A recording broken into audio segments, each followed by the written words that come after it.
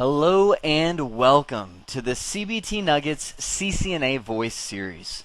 My name is Jeremy Chara, and I am really excited to get into this CCNA Voice Series with you. Now, if you've had me for some of the other CBT Nuggets series, you know that I'm really excited about everything, and anything to do with Cisco. I just get excited about it just because Cisco's cool stuff. But I'm really excited about this series, and I'll tell you why. I just got back 2 weeks ago from the Cisco Networkers 2008 conference. Actually, they don't even call it Cisco Networkers anymore. They call it Cisco Live. That's their new term. Cisco Live 2008 conference, where they announced all these new CCNA Voice, CCNA Security, and CCNA Wireless certifications.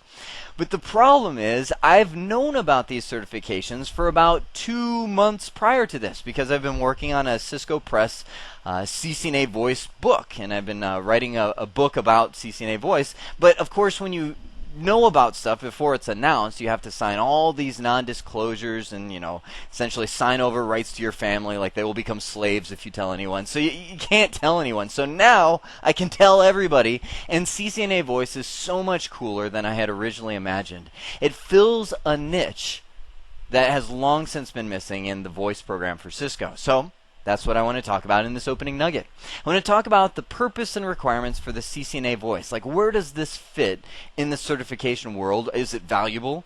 What does this fill a requirement for future certifications? And what can you do with this? I then want to talk about getting the most from this series, whether you're planning on getting certified or whether you're just wanting to get into the Cisco Voice world and deploy Cisco Voice networks. How can you get the best return on investment from this entire series? Well, let's dive right into the nitty-gritty details about the CCNA Voice purpose and requirements. The CCNA Voice came out in June 2008, which is about 2 weeks ago from when I'm talking to you right now. It addresses what I would consider the gap between the CCNA and CCVP, the Voice Professional certifications. Now, if you're just getting into the Cisco realm, let me expound a little bit on this. The CCNA is kind of the foundation, welcome to the world of Cisco certification for anybody that wants to get into the world of Cisco education and Cisco certification. To get a CCNA, you typically go a 2-exam path, taking ICND 1, which is also known as the CCENT, the entry-level network technician certification. You pass that one exam, you've got your CCENT. You pass one more, and you get your CCNA. Now, once people have a CCNA, if they're interested in voice over IP, the next test or next step they would do would be to get into the CCVP track, normally with a series and exam called C-Voice, Cisco Voice over IP. Now, and by the way, C-Voice does not actually stand for Cisco Voice over IP. It used to actually stand for Cisco Voice over Frame Relay, ATM, and IP, but now they've changed it, but now I'm just talking on. So anyhow, C-Voice essentially started with like, okay, here is the world of PBX systems and how those work and all that, and it would totally blow the mind of people that were getting into the CCVP certification. For network people, they would come into the C-Voice world and go, wow, this is really uninteresting stuff, frankly, because they're getting into PBX systems and, oh, this is how time division multiplexing works and all this kind of stuff that they're just like, wow, I had no idea you really had to get this deep into like telephony fundamental kind of material. Now, for the other class of people that were going to the CCVP, they were the PBX people. They were people coming from the telephony world and upgrading their skills into the voice certification realm. Now, they were going through CCNA, learning about things like VLANs, subnetting, WAN links, frame relay, and all this kind of stuff. And they're just going, now, how does this apply? How does this apply to voice and voice over IP? And the answer is it doesn't really. I mean, it's stuff that you have to know to get into Cisco, but it doesn't relate directly to voice. So they were just kind of learning stuff for the sake of learning stuff without really any purpose. Then when they got into C-Voice, you see I'm expounding on this second bullet here quite a bit. There was a big gap. They would get into C-Voice and they'd be like, oh, okay, we're in the voice world now, but we're talking about all the stuff we already know. We know how PBXs work. We know how time division multiplexing, because that's what we've been doing for years. So let me bring this home. The CCNA voice fills the gap. What CCNA voice does is bridge the gap for the network and voice people. For the network people, it gives them, and as you're going to see in this series, it'll give you enough of the telephony fundamentals to go, okay, I know what people are talking about. I know how to interface with the public switch telephone network. I know what kind of connections a PBX handles and how they communicate and that kind of thing. So it'll fill those gaps, but then dive enough into the voice over IP technology that you'll be able to set up a small business / medium business solution using Call Manager Express. For the voice people, they're coming in, getting a quick review on their voice material, then getting into the voice over IP world directly.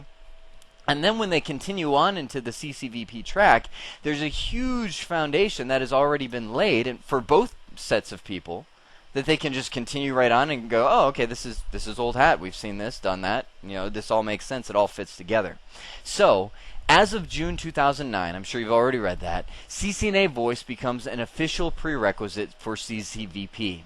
Right now, it's July of 2008. What Cisco decided was that will give people that have started the CCVP certification enough time to finish before they now have to take an additional exam, CCNA voice.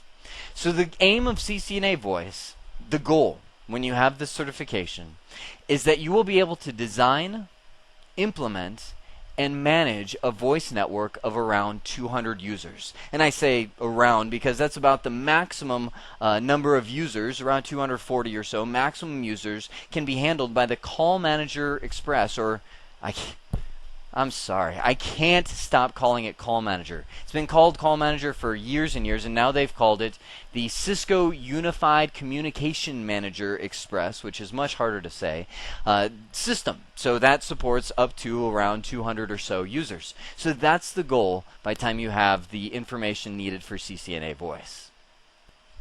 Man, can you tell I have a lot to say about this CCNA voice certification? A lot of thoughts running through my mind. So let me talk about the Cisco certification track in general and talk about where this fits into the picture. Cisco certification is, and always has been, in extremely high demand, especially now that Cisco is in the voice over IP realm and is one of the #1 players in the voice over IP market. People are upgrading their networks to voice over IP and video over IP, and the lack of expertise out there on it is huge because it's a totally new technology. So as it applies to Cisco certification, in 2007, the CCNA program went through a major revision. That's when they introduced the CCENT, that kind of base entry level. You see it on the pyramid right over here. The base entry-level certification for Cisco came out. CCNA was completely revised, and honestly, it became more difficult. The point of entry, if you will, into the Cisco world became more difficult, as all things do as technology evolves, get more complex and more difficult. So now it essentially doubled the length and strength of the CCNA certification. The test was revised to become extremely real world.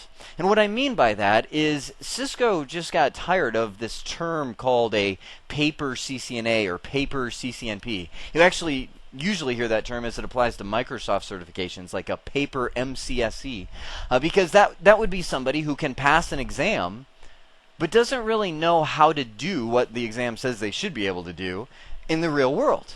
Well, Cisco said, we don't want that. If you're going to pass this test, you have to really know how to do it. So they revised the exam to introduce a ton of simulation questions where you're actually required to configure different things. Even the multiple choice questions on the exam aren't the normal, did you memorize the material sort of multiple choice. The multiple choice is, can you apply the material? For example, as I go through here, we're going to talk about a lot of facts through this series. I'll talk about, for instance, the fact of what speed or what delay maximum can voice have to get from the starting phone to the ending phone. Meaning, when you talk into a phone, your voice has to reach its destination in a certain amount of time. If it doesn't, you have quality of service issues like delayed echoing voice and dropped packets and things like that. Now, the fact of that is that it's 150 milliseconds. You have to get it to get good high quality voice from point A to point Z in 150 milliseconds or less. Now, chances are you'll never see that question on the exam, ever. because it's a factoid. It's something that anyone can memorize from some website or practice exam or something like that. You'll see the questions worded more into like a story problem scenario, just saying, Bob was making a call, his delay was this, there's so many other factors that came into the picture, and then, based on this information, what do you think is the problem? Or how could we best fix this? Very, very scenario-based multiple choice, very real world. So, as I mentioned just a moment ago, in 2008, Cisco introduced the additional CCNA certifications. I just took the CCNA voice exam yesterday. I think I was one of the first people to actually take it. But it follows in suit with the CCNA logic of this is a very real-world exam. If you don't know your stuff, you're not going to pass. So here is the new Cisco certification track. It may not be so new by the time you're hearing this, but it's new as of right now. Previously, the Cisco certification track looked like a bunch of an upside-down tree, I should say, to where you had the CCENT here, you had the CCNA, and then it just kind of went like this, to where all paths kind of branched off from this CCNA. Well, now they've introduced these new certifications, CCNA Voice, CCNA Security, and not shown here, CCNA Wireless. Now, the CCENT is kind of the ground level certification that you get that will lead you to the CCNA. Take one more exam and you can get this CCNA. Now, for the brave at heart, or the people that have been in the Cisco world for some time and just want to start getting some credentials behind their name, there's actually a single exam, the 640 it's 802. The 802 exam, forgive my mouse, I was writing diagonally. The 640-802 exam is the all-in-one, meaning you can actually skip the CCENT if you can pass this one test and you'll get the CCNA credential. Of course, that one exam is quite difficult compared to taking the two-exam path. Now, one of the things that I was actually shocked about is that the official prerequisite for the CCNA Voice and CCNA Security and CCNA Wireless is actually the CCNA. All the information I had before this was released said that CCENT was going to be the prerequisite. That you would have CCENT, and then you could choose whether you want to go for this CCNA, or that CCNA. I'm still, like, when I draw that out like that, I'm going, that makes total sense. Why didn't it go that way? But it didn't. I'm sure just a last-minute change, or maybe Cisco had this planned all along. I'm not sure. But CCNA became the official prerequisite for the CCNA Voice and CCNA Security. So you do have to have a very solid routing and switching foundation with a CCNA before you can venture into the voice and security world. Now, when I say it that way, of course it sounds good and makes sense, but still, I'm still shocked that it wasn't CCENT as the very beginning. Now, as I was mentioning, June 2009, these guys kick in as official prerequisites for CCSP and CCVP. So you have to have these before you can venture into the CCVP or SP tracks. Now, in my mind, that is going to actually cause a lot more people, well, I don't know, this is a guess, but I think a lot more people are going to go for the CCNP first. Here's why. Currently, as I talk, and everything always changes, as I talk, the CCNP is 4 exams. Then you're considered a Cisco Certified Network Professional, and you pretty much have mastered the routing and switching world, at least at the professional level certifications, before you go on to the CCIE, which is 2 exams, 1 written and 1 practical lab exam where you actually travel to Cisco, and it's a full-blown day, living nightmare, kind of configure the biggest network you've ever done in a day kind of thing that you're setting up, and you become a Cisco Certified Internetwork Expert. The reason I think CCNPs are going to become like a new, I shouldn't say new, but a preferred route first is because if you think of it this way, you figure CCENT is 1 exam, CCNA is 1 exam, and then you have 4 more to get your CCNP. Now compare that to CCVP. If you go for CCVP, you've got 1 exam, CCENT, 2 exams, CCNA, 3 exams, CCNA Voice, and then the CCVP and I should say SP tracks, are also 5 additional exams. So you're looking at a total of 8 exams to get the CCVP certification, or SP, as opposed to 6 exams to get the CCNP certification. And it's a little easier to kind of master the CCNP. And the reason that's that way is because CCNA just naturally bleeds into CCNP. The way I describe CCNA is it's kind of like the mountains of technology of Cisco. You have, for instance, the voice, or I shouldn't say voice, security. You have routing. You have switching. You know, all these mountains of technology. And the CCNA just kind of goes clip, clip, clip, clip. Talks about the tip of the iceberg on each one of these. Now, as you get into the CCNP, you're not going to really see anything radically like, whoa, that's totally new. You're mainly just going to be walking down the mountains. You learned a little bit about routing in NA, but when you come down to the BSCI exam for CCNP, that's where you really learn all about routing and what's possible there. So you just kind of fill in the rest of the mountains. Whereas when you go this way, it's almost like you start over. It's like, okay, well, let's start over again. Here's telephony fundamentals. Here's a bunch of new stuff we haven't talked about in the CCNA. So that's why you need the extra exams. That's why it's 8 exams as opposed to 6 for the CCNP. Now, I do want to mention, last thing I'll mention on this slide, each exam has an expiration of 3 years. But Cisco's recertification policy is phenomenal. Meaning, if I go for the CCENT exam. Oh, let me grab my pen here. My CCENT exam, and I pass that. It now has 3 years before it's expired, and I'm no longer a CCENT. Now, 3 years from now, I can either take the CCENT exam again, or before my CCNA exam or CCNT exam expires, take the CCNA. As soon as I pass that, it automatically renews this for 3 more years, and then I have this one, which lasts for 3 years.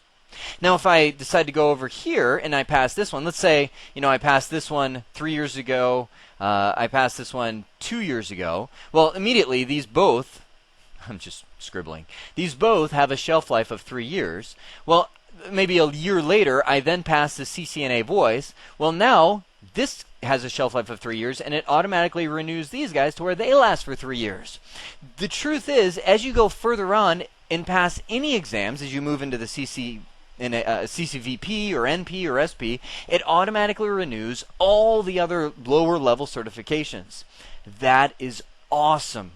Awesome, because it means you can really diversify yourself without fear of having to keep up. For example, I'm a CCVP, a CCIE in routing and switching, a CCSP, and some other, they're called specialized certifications that aren't shown here. But if I had to retake all these exams every 3 years, it would be a nightmare. So what I do is every 2 years, actually, because the CCIE has a expiration of 2 years, I retake the written exam for the CCIE, which renews my CCIE certification and all of these other lower level certifications. This one gets renewed for 2 more years, and all these get 3 more years shelf life on them. So one exam renews every Cisco certification that I have. That's pretty awesome. Well, let me wrap things up by talking about how to get the most from this series. First and foremost is repetition. Just scientifically proven, the more times you see, hear, and do something, the better you're going to remember it. I was actually really disheartened when I was doing studying on how people learn and how they remember things. And if somebody just remembers something, or hears something, I should say, audibly, they will remember about 3%. It's actually, depending on the person, 3 to 5% of what they hear audibly 3 months from now. Now, after 3 months, just about all of what they hear audibly goes away.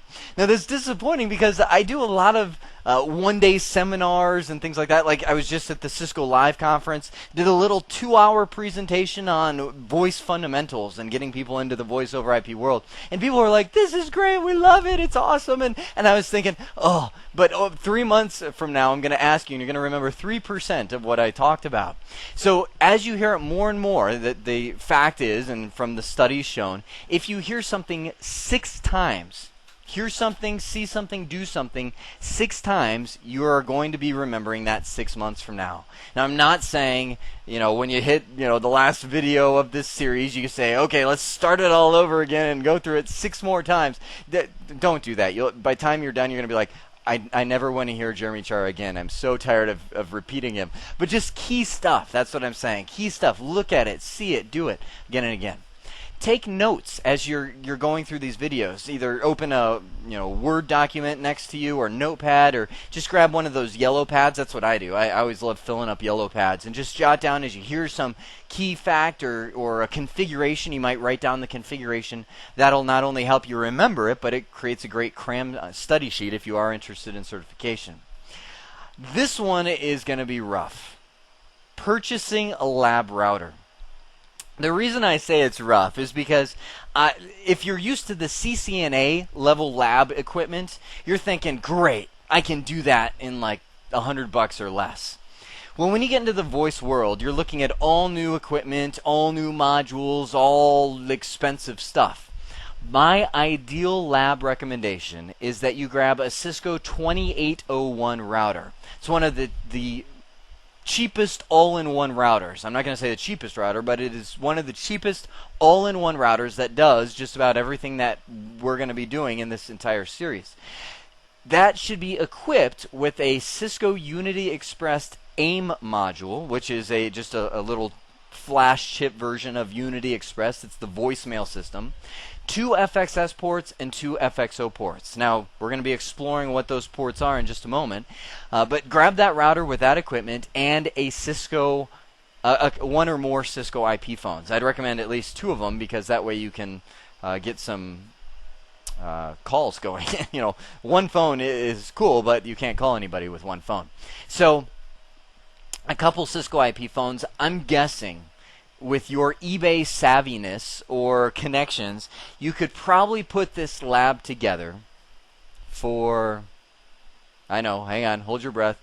I'm guessing $1,000, $1,100, maybe around there, maybe like $600 if you're really eBay savvy, or you kill somebody. I don't know, but it's expensive, and there's no way around it to put together a lab. So you might also look at renting equipment, or you can also put together what I would call the extreme budget lab. And what I'm talking about there is just go for stuff that Cisco doesn't make anymore, like a Cisco MC3810 router.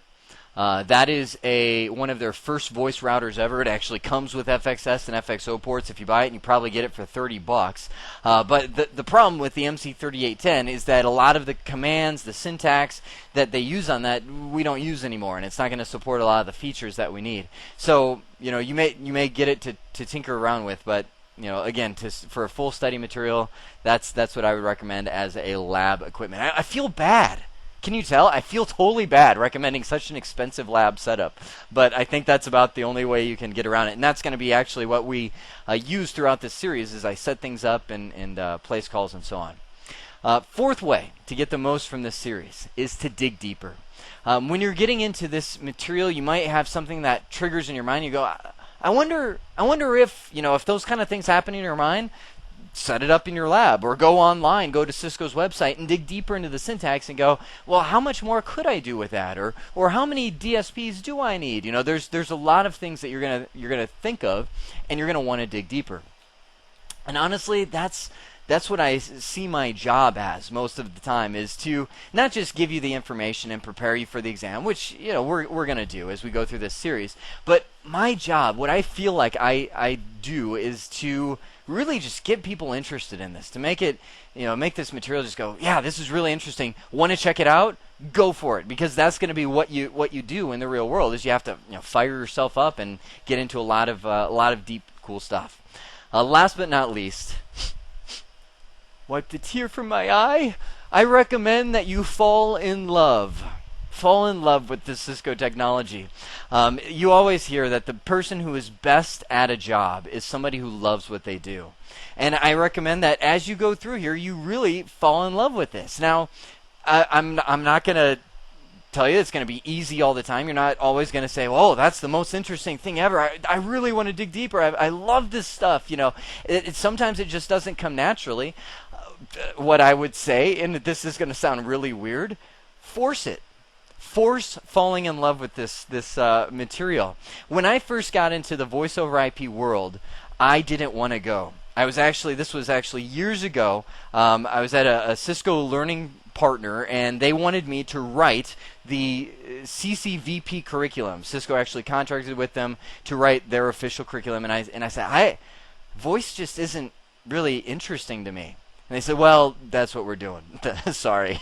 And I said, "Okay." So I started getting into it, and at first when I saw it, I was like, "Wow, this is rough." And I'm not really interested in this. But as I dig deeper, I found that most of my lack of desire, or lack of love, if you will, for the material came because I was just not understanding it all. I was seeing it, I'm like, okay, I guess I see how it works, but I didn't really see how it works. Once I got it, I go, okay, that's cool. How does a T1 line really work? How does it chop up the DS0 channels and all that? First, when I was in the data world, I would have been like, I don't know, I don't care. I send packets, that's what I do.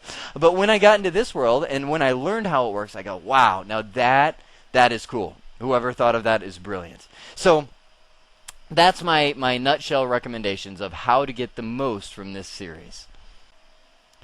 Well, whether you are here for certification, real-world experience, or a combination of both, I know that you're going to love this CCNA Voice series. I hope this has been informative for you, and I'd like to thank you for viewing.